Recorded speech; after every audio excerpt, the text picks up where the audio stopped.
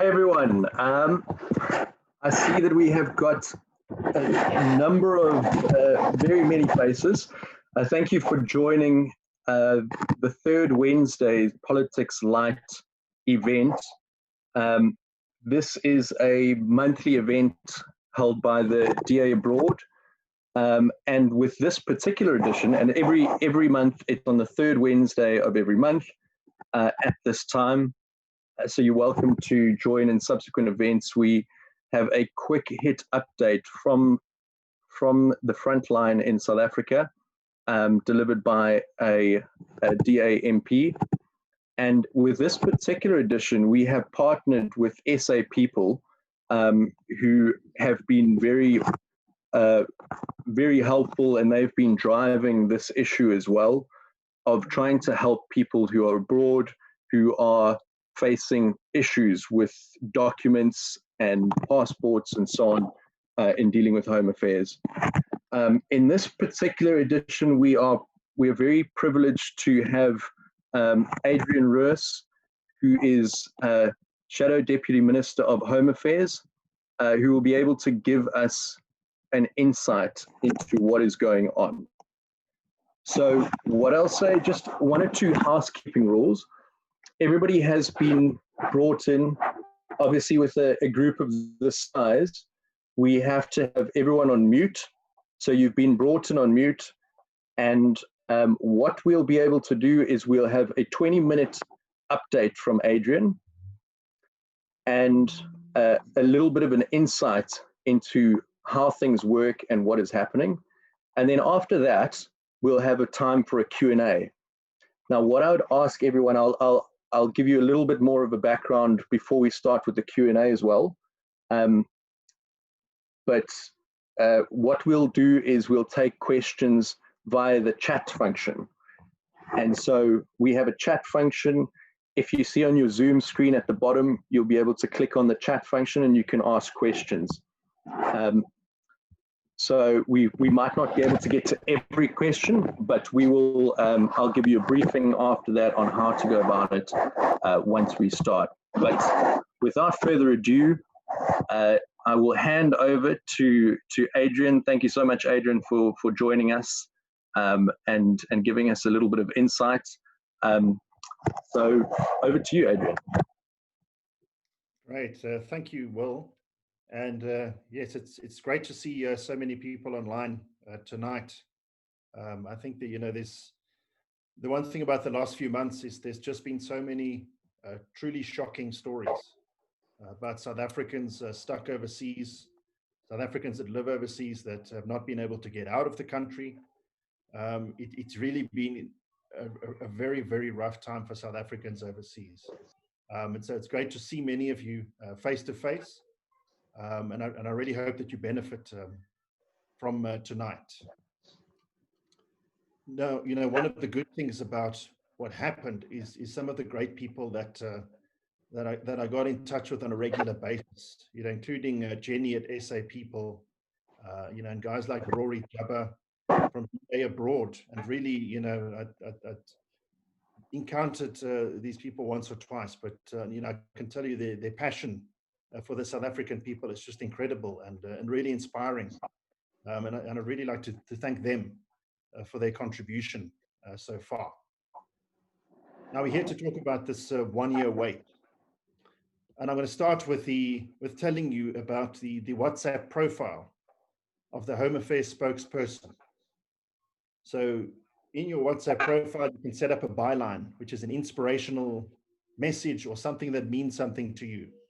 And the WhatsApp profile of the spokesperson of Home Affairs states that if you are good at making excuses, you need not be good at anything else, which is just really, I think it's quite fitting, because, there's no excuse for the shocking service that is provided to South African citizens overseas by Home Affairs, and even by the South African missions and the way people have been treated.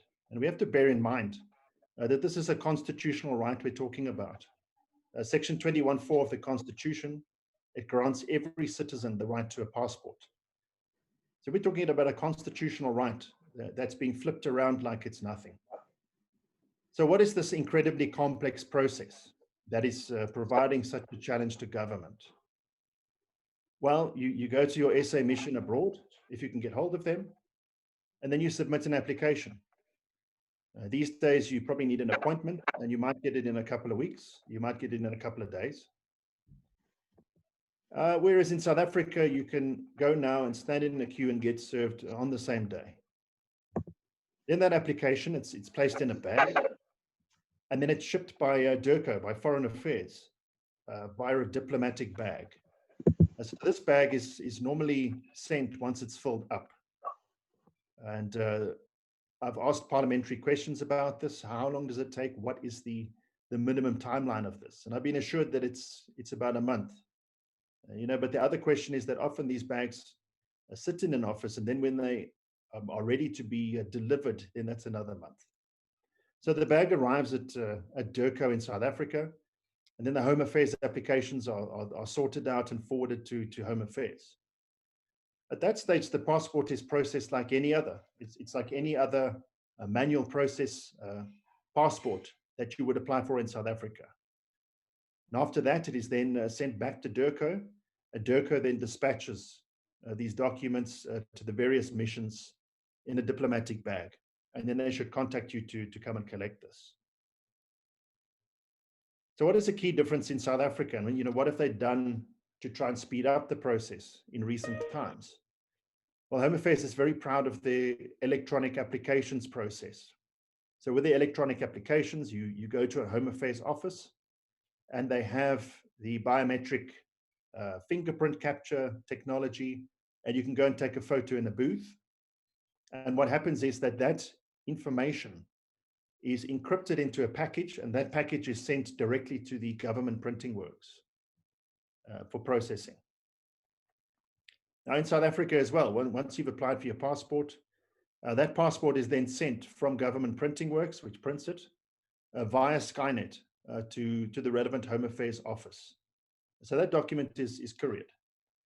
So your electronic applications, they are delivered within 13 days. I think it's about 98% of them are delivered within 13 days of application. Now, if you insert the details of parents in a child's passport, then they ask you for an additional 5 days to do that. And then we have the e-Home Affairs service here. So here you can apply online on a website, pay your money. You can go and choose on the system from a variety of banking institutions and dates based on availability. And then you're able to go to that bank and do the biometrics there. So, it begs the question, if we have, let's say, visa facilitation services, offices around the world, why can this biometrics not be done there, for example? And the basic truth is that nobody at Home Affairs has even thought about this because they don't care about it. They're not interested in it. They're not interested in speeding up the process for South Africans overseas. So we're always told that, whenever there's a problem in South Africa, we're told, well, it's like this around the world. So we have to pay money for our highways. It's like that in Australia. That's where we got the idea. So let's look at some examples, and we look at passport applications, let's say from the UAE. So from the UAE, the Indian government recently announced that they are now able to process the passport of Indian nationals in the UAE within 2 days. So from 2 days of your application, they guarantee that it will be captured on the day and that you should receive it back within 2 days unless there's a challenge or a specific query. And then you will get that, you will expect it to take about 2 weeks. So we're talking about 2 days to 2 weeks versus what we're talking about now, where officially they say 6 months, but people are being told at South African missions that they shouldn't expect it within a year. So other countries are getting faster, and we somehow have a trend downwards. I mean, it wasn't like that in the past, that it took 6 months or 12 months or 18 months. And now we are looking at South Africans being told in a mission that this is going to take over a year. And the question is why? I mean, there's not backlogs. There aren't backlog of passport applications because very few people have been able to apply for a passport during lockdown. And even with people going to offices now and able to apply for these passports, it's the same number of applications there would have been before lockdown. So there's absolutely no reason why these passport applications should now suddenly take 1 year. But for sure, one area that is benefiting from this is the growing business of expediting companies. So there are expediting companies, whether it's in South Africa for South African services, such as birth certificates, unabridged birth certificates, marriage certificates. Even there, people are being told 6 months, 8 months to get that. And these companies are able to get it within a week or 2 weeks, miraculously. Now, it would be unfair to state that all of these companies are involved in wrongdoing. So that's certainly not what I'm absolutely suggesting. But I think we need to take a look at what the expediting companies are doing and saying, well, what is the service? What is the service that they're providing? And how is it managing to drastically speed up these applications? And I can tell you that I receive many, many emails every day, every single day, and I really try and get back to them within 24 to 48 hours. And those emails tell you the trend of what is happening in Home Affairs and what South Africans are experiencing. And certainly at the moment, there are a number of questions about expediting companies and the costs of these services and how they are able to speed up the process. So there are two key services that are being provided there. So the one is assisting with the couriering of documents. So the idea there is that you're able to do your application, get it stamped at the mission, and then they are able to assist you with couriering the document to South Africa. And that bypasses the whole diplomatic bag situation, and the courier document gets to Home Affairs as fast as possible. And then the principle is that once it's there, it is processed in the same speed as any South African or any local application. And then the second service is really to chase up the authorities and to find out where the document is, to ask for the document, etc., on your behalf. And really, again, so the mystery question is why a passport that can be produced in a fortnight to a month here in South Africa takes several months to process, even if we forget about the fact that it can take a month or two via the diplomatic bag. Even if you take 4 months off for that, you're still talking about 2 months to process an application that takes 2 weeks here. So I asked the Deputy Minister of Home Affairs when we were on an oversight visit. I said, well, why can't we courier these documents? It should be a service, and South Africans would be definitely willing to pay for that kind of a service. I don't even think there's an expectation that the couriering option would have to be for free.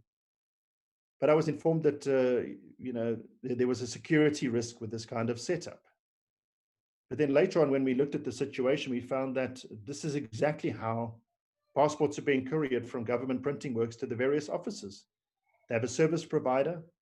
Government printing works signs it out and scans it, and it goes to the courier, and the courier couriers it to the office. So what is the difference between couriering it to Kuruman or couriering it to London? What is the difference? So I think that that's a basic explanation of the kind of situation and the kind of questions that are coming up at the moment in terms of this process. Why is it taking such a long time for something that other countries and comparable countries are now able to do in 2 days to 2 weeks? And the question now is, what is the DA doing about this? So hopefully you're all aware of the petition that the DA is running in this regard. And I just want to really unpack exactly what this petition is all about. Because we had during lockdown, there was a situation where, it was an absolute crisis point because South Africans overseas could not apply for their passport renewals, and those passports were running out. And then therefore work permits were running out, or permits to stay in a country were running out.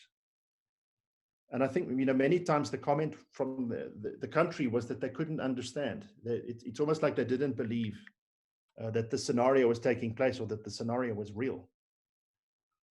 And the question to the minister at that stage from the Democratic Alliance was to do something about it. And the suggestion was a stamp in the passport.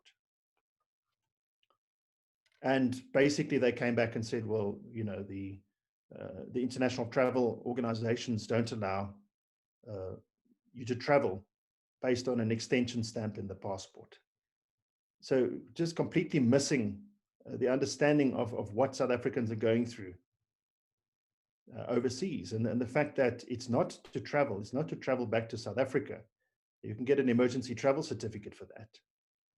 And the fact that, you know, they're not even aware at that level that this is the requirement, and that this is what South Africans are going through, despite receiving communications from the DA about it, letters and press releases about this scenario. And so this is the reason why we are really going for a petition. And I think the challenge with petitions in the past has potentially been that perhaps they don't get the coverage or don't get sent out as much.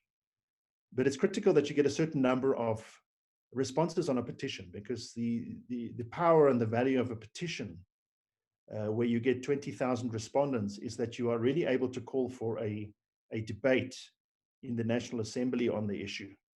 It takes it out of the committees. It puts it really on the top table of discussion. And this, you know, part of what that does is it really exposes a number of these issues where normally an official can just bat it off with some sort of an answer. And so what the DA abroad, you know, in conjunction with our partners will be doing, is to petition the Minister of Home Affairs, Aaron Motsoaledi, and the Minister of International Relations and Cooperation, Naledi Pandor. And there's 4 issues to this. So it's not just about passport extensions. So the number one is reducing the waiting times. So we're saying that the waiting time should be reduced for civics documents such as passports, ID books, and birth certificates, from 6 months to at the most 2 months. And one of the key issues here is really the ability to courier applications. It should be an option where the mission can courier the document on your behalf, or it can be couriered and to Home Affairs, cutting out that process of the diplomatic bag, which should drastically improve the speed of the turnaround of the waiting time of these documents. Then the second element is looking at these electronic services. So we see in South Africa that biometric systems are being implemented in offices, which is drastically speeding up the turnaround time. And the reason is that you already have the photograph electronically stored. You have the biometric information. You don't have to go and scan it and verify it. It's already verified when you capture it. And this can be implemented abroad as well. So I've already asked this question about why can you not have live capture biometrics at larger missions? We have hundreds of thousands of South Africans abroad, and particularly in missions such as London and the UAE. And really at that stage, there was this notion of a cost objection, the fact that there was just not enough money, and the money's disappeared. So we've got a good idea of where the money went. But really that is now changed. And since March, many of you will be aware that there's been an increased expat tax. So an increased tax on earnings over a certain amount of South African citizens that are working overseas. So this excuse of that there is no money, that is now a defunct excuse. There's tax revenue coming from overseas, more tax revenue from expat South Africans that deserve the services of any South African citizen would expect in South Africa. And so we will certainly be following that revenue stream as it comes in. It's quite early to get the reports on what that is. But we will certainly be rubbishing this aspect of there is no money. I mean, if you are paying tax overseas, a portion of that tax should be used for services that assist yourself as a South African citizen overseas. That is strongly what we believe. And secondly, the benefit of this is that by capturing the electronic service, you have the same situation where that electronic information can be sent directly to Home Affairs, drastically cutting down the time. And then you wouldn't even need a courier, for example. The next element is to have an online tracking service. And I find it shocking that myself as a parliamentarian, and we bring it up many times, in the committee about the response time to ourselves. And the question is that, you know, if I'm a member of parliament on the Home Affairs portfolio, and I have to sit and wait and wait and wait to see where is your passport application, how much worse is the service to yourself? And really, you should be able to go to a system, type in an ID number, and see exactly on the tracking service where the application is. When did the application take place? Who did it go to? Has it arrived? On which desk is it? In which department is it? And the department at the moment, even we push them every single day for feedback on these items. They are physically unable to tell us, often for weeks at a time, until eventually somebody does a manual check and gets the answer on where a specific application is. And so this certainly absolutely needs to change. Firstly, to improve processes. I mean, you cannot improve a process if you do not know where the logjam is. And secondly, to hold officials to account, which is something that is very much in the domain of DA governments and not so much ANC governments. Then finally, the next item is to provide the foreign missions with adequate resources to contact consular officers and ensure that inquiries are responded to. So over and above the tracking service, which is actually, once you've made an application, what is going on, that resources are made so that when you call a South African mission, that you will actually get an answer, or if you send an email, that you will get an answer. And so these last two items are basic services, and they're not rocket science measures to implement. So this petition allows us to call a debate and ask why these simple measures aren't being implemented. And I think from, you know, some of what I've said now, it becomes fairly clear what potentially could be going on. Why would you not want to have a tracking service? Why would you not want to know where the items are being held up? And unfortunately, we have this situation, and it's particularly prevalent with vault copies of birth certificates, marriage certificates, and those kind of documents, where it is absolutely possible. And I've even in the last few weeks had persons telling me that, you know, once we'd been trying to track something, that they'd managed to obtain the document within a week, which should be physically impossible. And these are matters that we've already reported for investigation there. So certainly the clear reason why this tracking service is not there, it's very clear why it is not there. And so that's a key element of this petition that we're calling for. Because the bottom line is that you're a South African citizen, and these are documents that are your constitutional right to be received. And you're paying tax while working in a different country. And so you deserve these services and you deserve these answers. And we're going to do everything we can to get them for you, to make sure that these simple measures are being implemented. And really, there's no excuse for them not to be implemented. And so we currently have just over 10,000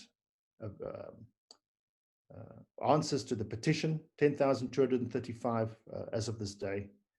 And we really need to get to 20,000. We really need to raise this issue, put it on the relevant platform, so that it's not hidden on a committee somewhere, or it's not hidden in a parliamentary question, but that we really are able to get it to the top of the table and get it sorted out. So, well, that's it from me for now, and I'll be happy to answer any questions.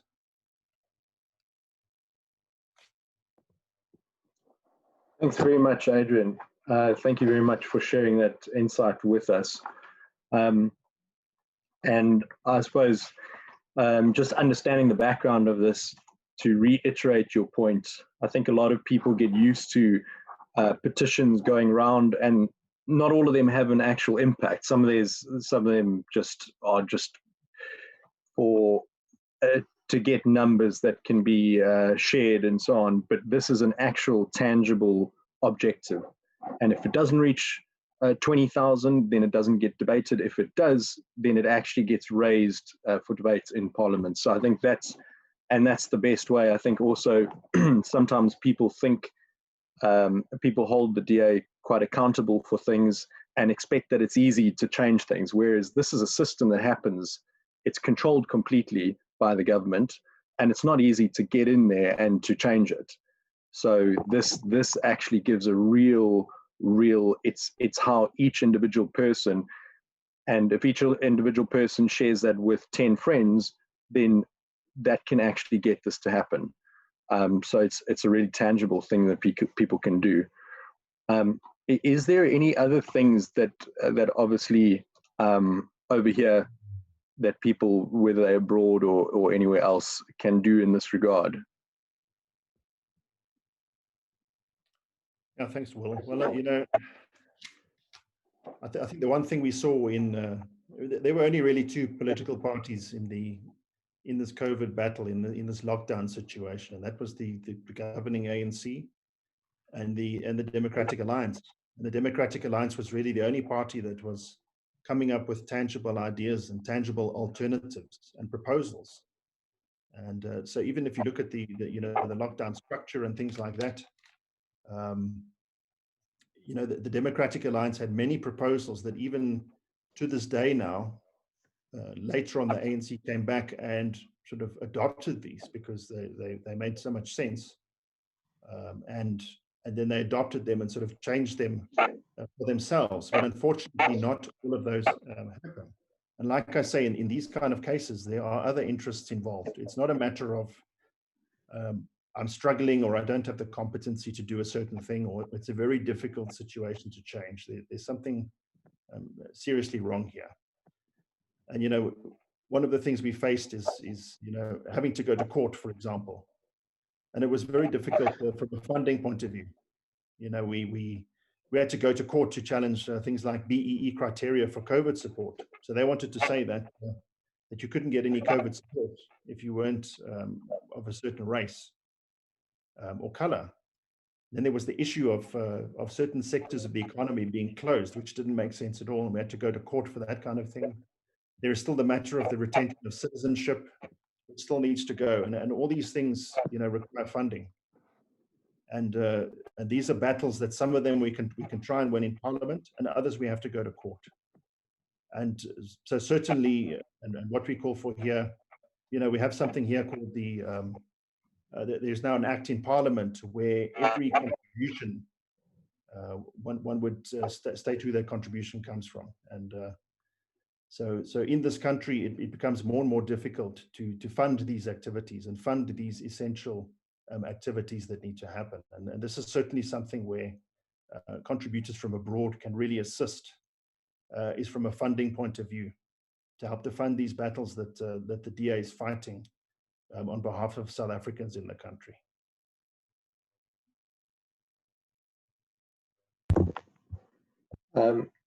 Okay, thank you very much, Adrian. I think that's, I'm just thinking on that, actually, if I can ask one of the team, we do actually have a link that we can share in the chat. That's a good point. So obviously with these battles, if anyone would like to contribute in terms of practically, there's a link that's been shared in the chat, and obviously that goes towards all the things like court battles and these sorts of things. Obviously anyone who's abroad, £5 or euros or dollars can go quite a long way. And you can follow that link, you can choose your currency and then preferably make it recurring. And that just goes a long way. So thank you for mentioning that, Adrian.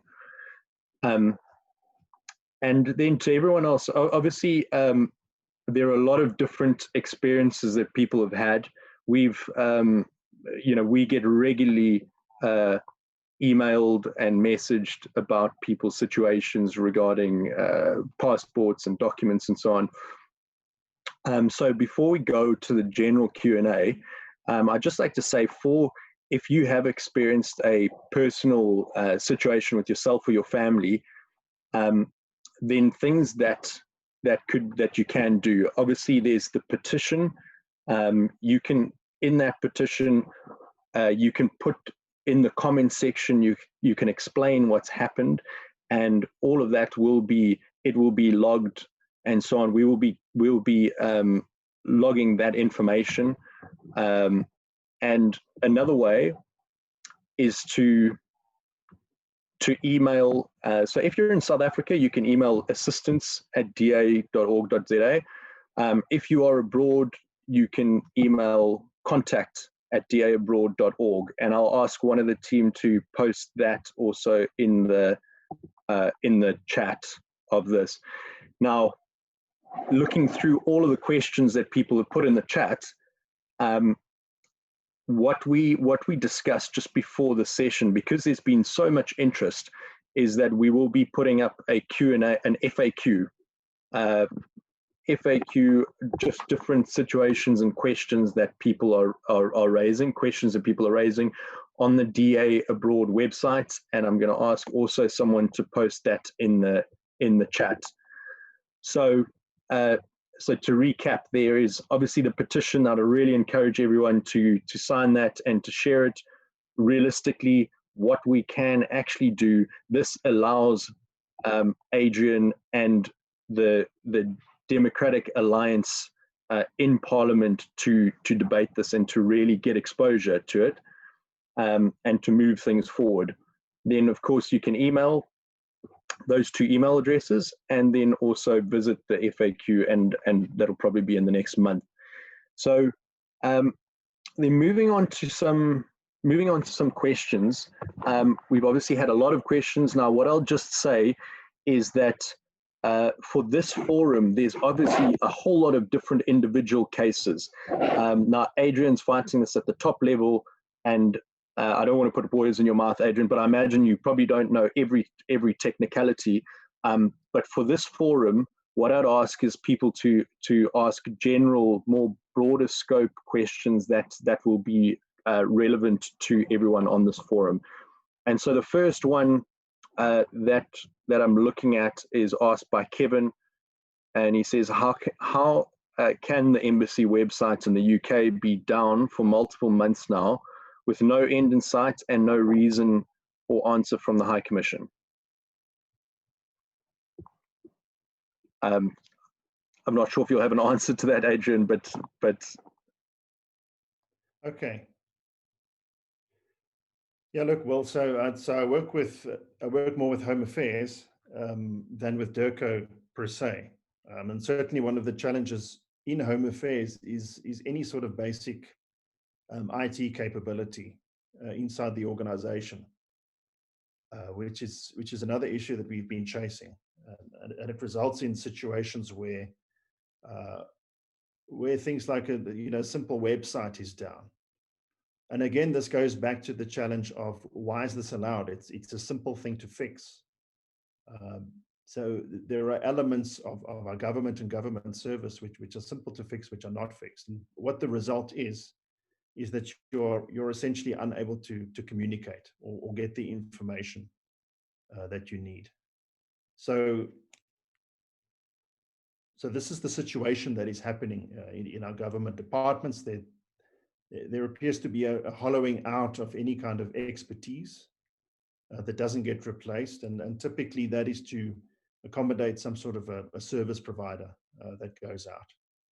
So that's a more general response to the question, but certainly, as you said, Will, it's something that I can explore and ask a direct question about, and I'll be sure to get that answer then back on exactly what the reason is and what the excuse is. I will actually submit a parliamentary question on that.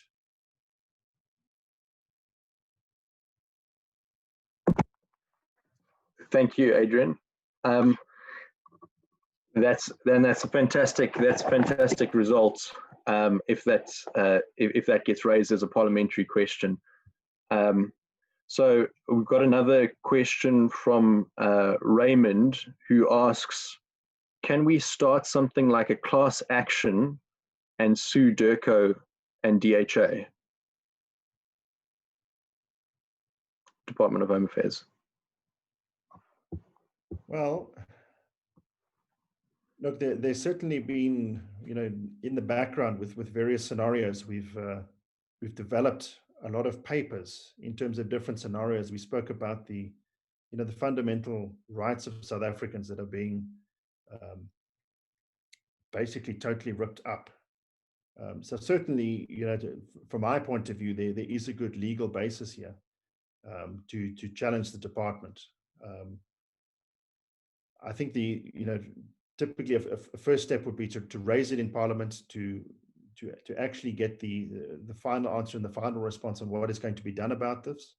And when that is unsuccessful, then one would undertake litigation. But certainly, what we find is that often, if litigation comes up, it's certainly a very large motivator to organizations like Home Affairs. So we've had several scenarios where we've tried to petition the minister, appeal to common senses, and then at the end of the day, we've had to crowdsource, get some funds together to put together a legal argument. And then as soon as we're about to put that forward, then there is action.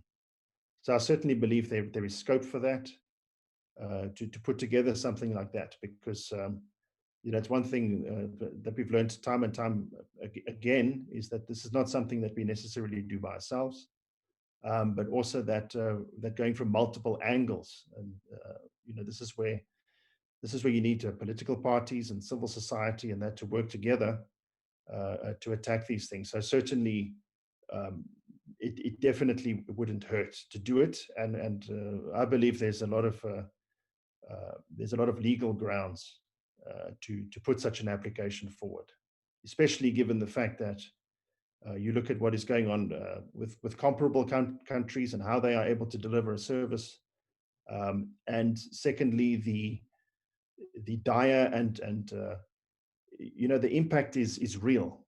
And we're talking about now, another aspect is now that persons are not able to renew their passports, they are literally traveling to South Africa and having to come here, take the PCR test just to renew a passport. So to answer your question, certainly, I believe there is definitely legal grounds for it. And I think that's quite a point, that even the threat sometimes of taking legal action results in some activity on the government side, which I suppose is just testament to the fact that the DA is quite effective with its legal cases, that sort of threat initiates some action. And I suppose it also loops back to all of those, from that question from Raymond. I think one of the key things is that links back to funding. So whereas normal political parties would be just doing their political activity, the DA is doing its political activity, but it's also upholding the rule of law, and it's undertaking. I mean, I'm not sure how many lawsuits at any one time there are, but there must be quite a few, and all sorts of activity just trying to keep things in place. So Frida asks, what are we doing in the interim besides signing petition? Our daughter's visa was only stamped until last year, June, due to passport expiration date in June, and we are not allowed to leave the US due to a specific visa application for all of us here. So is there anything else that they can do apart from signing the petition in that context, where they're a bit stranded? Well, the Democratic Alliance, and I have to say that I've been a member of Parliament for just over a year, but I've just been absolutely blown away by my fellow MPs and how much they've really been doing for South Africans, standing alongside other fellow South Africans. So projects like Home Away from Home, repatriating tens of thousands of South Africans, getting South Africans back to their countries abroad. So certainly, one of the things that we are doing, and the assistance at da.org.za, and that was mentioned, is to assist you with practical situations. So if you send an email to assistance or the other address that was given, which is in the chat, we certainly take that up and fight it for you as much as we can. And we're able to assist a number of South Africans, and and even non-South Africans that want to return here to visit a dying relative. We really assist on a daily basis with those practical issues where the rubber hits the road. So we develop relationships with the affairs, and we really try and push those for you. On the other aspects, as I say, there's elements of asking questions and pushing for that we're busy doing at the moment. But we don't expect that the petition will take too long. And then we will be able to really to push it through the mechanism that gives it the most pressure, just to solve this problem once and for all.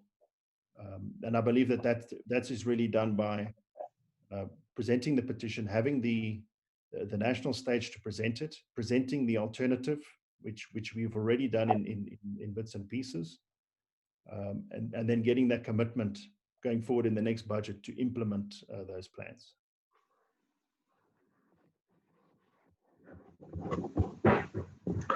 Okay, thank you. Thanks, Adrian. I think probably worth mentioning at this stage, in case anyone missed it earlier. So, for example, if you've got a question like Freda, or we've got another one here that's from, I'm not sure it's from, but can I apply for a new SA passport when I go to South Africa to visit, while my initial application was started by a consulate overseas and is in progress? Yeah, so these are one of the practical scenarios, and basically what we assist to do is just to have that application transferred. So it really depends on if the application's been received. So if the application has not been received by Home Affairs and they don't have it on their system, then we can cancel that. We can arrange that that's cancelled so that you can then apply here. And then if it has been received, then we can ask for it to be redirected to the local office. And obviously push on it, where is it in the process? So those are the two options. Okay, thank you. I think that's really helpful. And so I'm just looking through a couple more questions.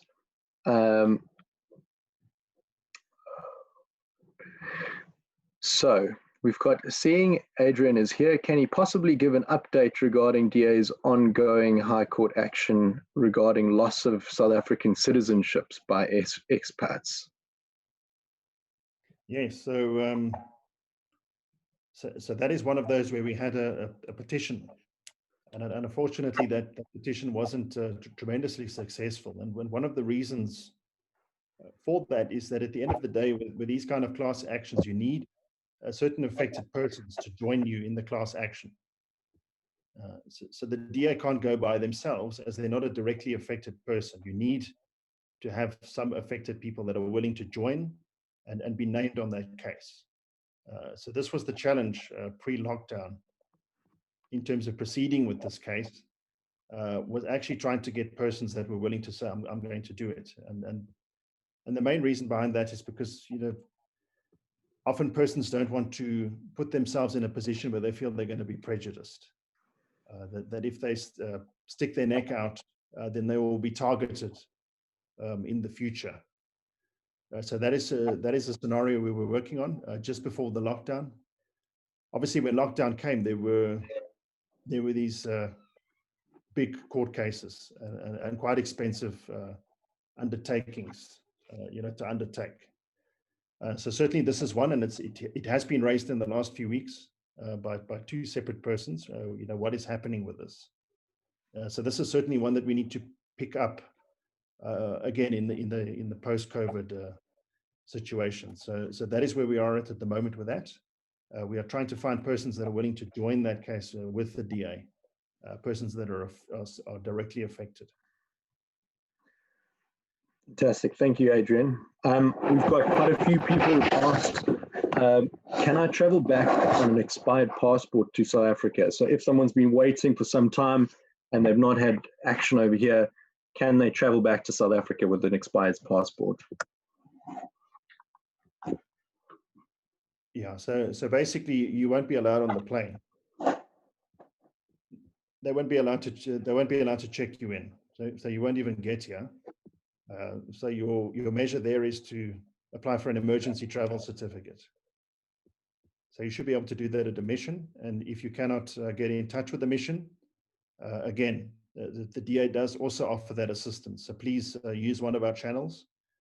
We've also been helping persons to get in touch with the relevant mission or embassy or somebody that can help to arrange those emergency travel certificates. Great, thank you, Adrian. And then just to, for those that might not have heard it earlier, and relating to quite a few of these questions, obviously there is a lot of personal stories and situations that people have experienced, and there's been a lot of questions. So again, we will be creating a FAQ of different questions and answers on the DA Abroad website, and that will be up in the next month. And also the email addresses, you can contact, if you're in South Africa, assistance@da.org.za, and I'll ask someone to share it in the chat again.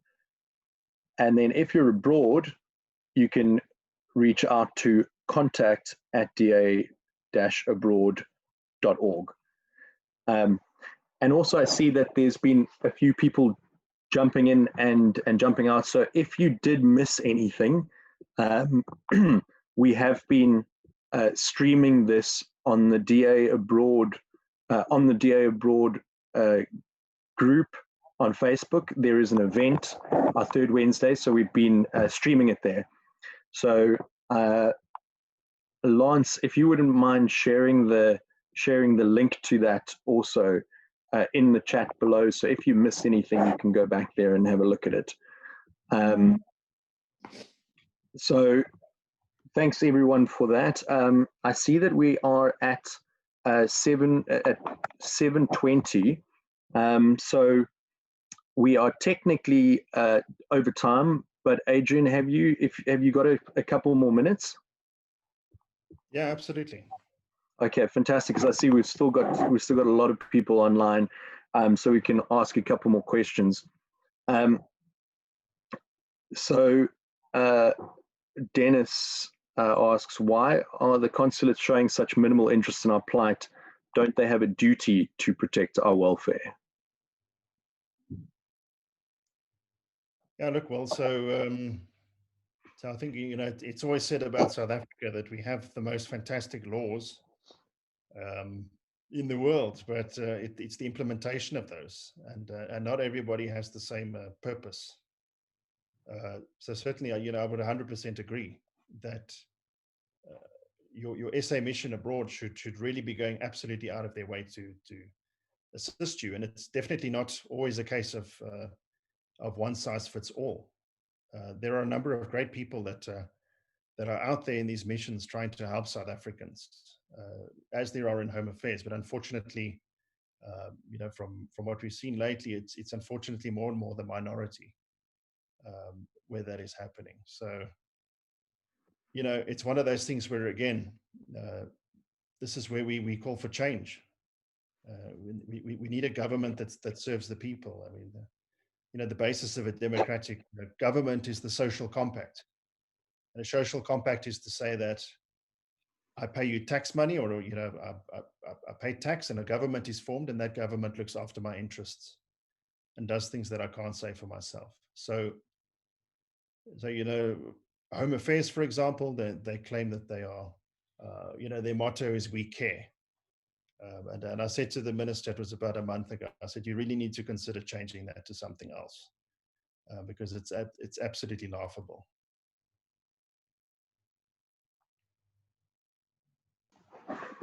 Thanks, Adrian.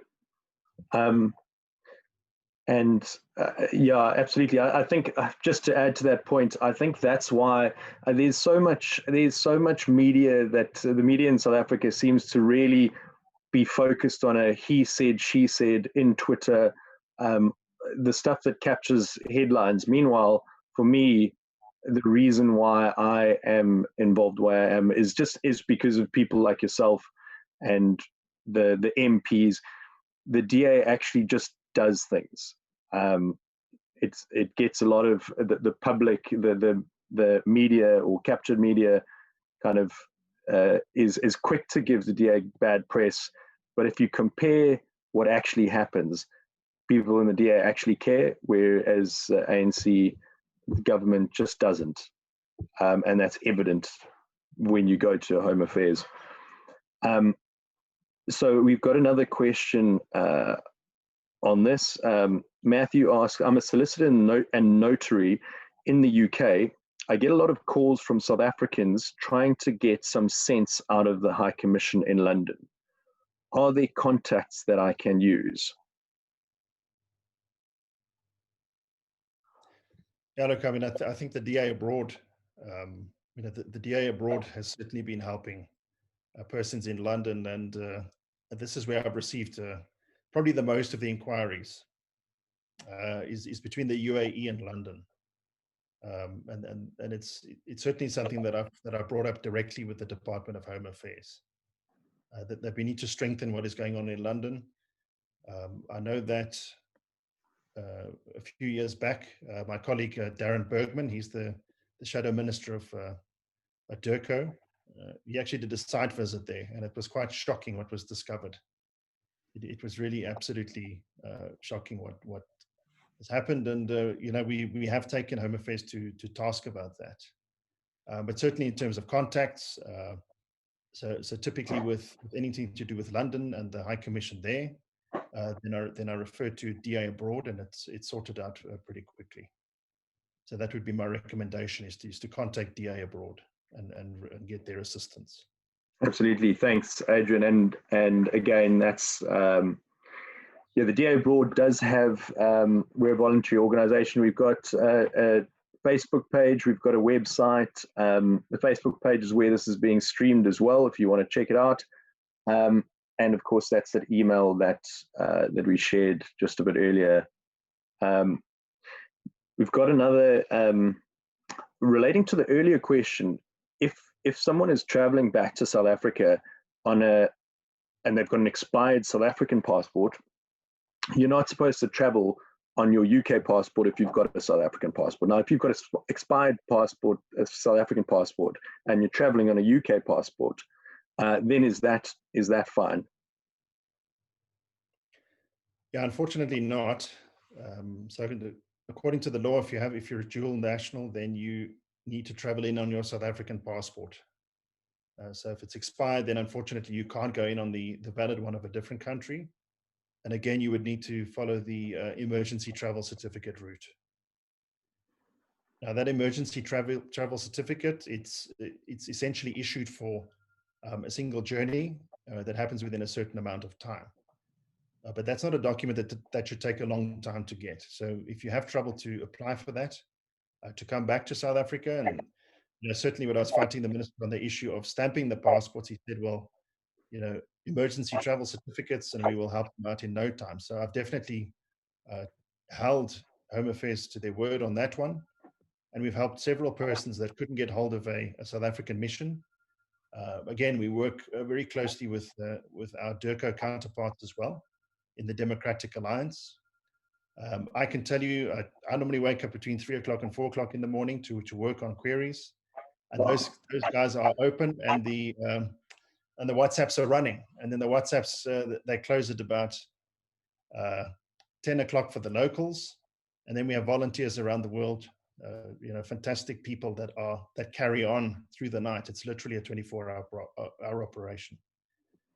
So between all of us, we certainly are willing to help you, but obviously with the petition and that, we're looking to solve this problem long term so that we can get some sleep. Yeah. Well, I mean, thank you, Adrian. I think that just really speaks volumes, and I think we kind of over time, so we'll wrap up shortly. But I just would like to say, well, firstly, just to summarize, obviously just to re-mention the relevance of that petition that we've said. Pleased to share it. It is something that really will make a difference and enable this to be taken forward. The last thing I'd like to just repeat, obviously, the fundraising guys, that €5 or £5 or $5 goes quite a long way in South Africa, where you turn it into rands, and it enables the DA to actually fight these battles. And as you've heard from Adrian, there's an incredible amount. It goes a long way. So if someone can just post that in the link in the chat, the link for the Give and Gain fundraising. The process is simple. You just choose your currency, and you can choose your amount, and you can make it monthly, ideally, and that would be a big contribution. And then I think the last thing is just to say to yourself, Adrian, thank you very much for everything that you're doing. It's incredibly useful. I think one of these sessions, I think there's been an incredible amount of interest and a lot of questions. I don't think we even managed to get through nearly all of them. I think there's definitely room for a follow-up sort of possibly a panel with some of the DA abroad representatives, so that people in the UK or people abroad can ask questions, and between you and the people on the panel, we can actually answer a number of questions, because we've been overwhelmed with the level of interest in this. So I know your schedule is very busy, but we'll definitely try and grab you again. And everyone else, just of course, everyone who's on this platform this evening, we do have a regular monthly event called Third Wednesday, and it's on the third Wednesday of every month at this time, and it's a quick hit from an MP on a relevant topic that is delivered via Zoom. It's generally 20 minutes of update, and then 20 minutes Q&A. This one's been fantastic, Adrian. Really appreciate you coming on, and thanks on behalf of everyone here for giving us a very insightful overview and answering some helpful questions, and we hope to see you again on this platform.